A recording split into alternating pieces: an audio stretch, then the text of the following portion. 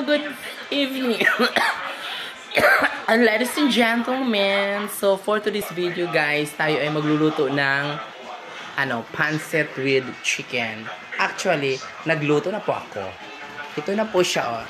Gusto niyo bang tingnan? Yan. Bagong recipe ko po mga guys. Napakadali lang. Mura lang siya. Ito lang gagawin mo, oh. Bili ka ng pancit na.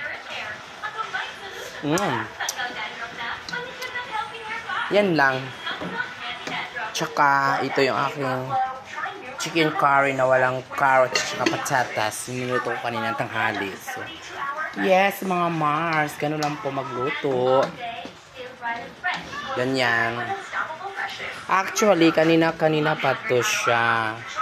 So, nilagay ko na po yung blanched cabbage or repolyo. Ngayon, ganyan lang siya. Pwede na siya. Lagyan natin ng patis para medyo maalat-alat ang konti. So, ngayon, dyan lang yan. Wait a minute, kaping mainit. So, yan lang pala siya mga Mars. Habang naghahantay po tayo habang naghahantay pong maluluto siya. So, tingnan mo mga Mars yung gripo namin. Natulo siya, no? So, ang gagawin po dyan, gagawa natin siya ng timpla. Diba? Wala na. Ganyan po ka-high-tech yung aming gripo. May sarili may kanya kaming password kung paano siya titigil ang tulo niya.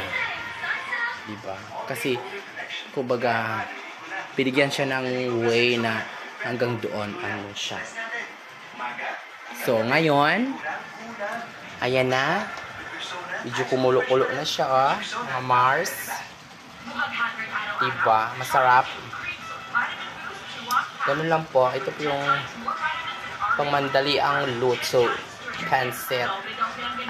Bihon. Ano ba to? Pancit.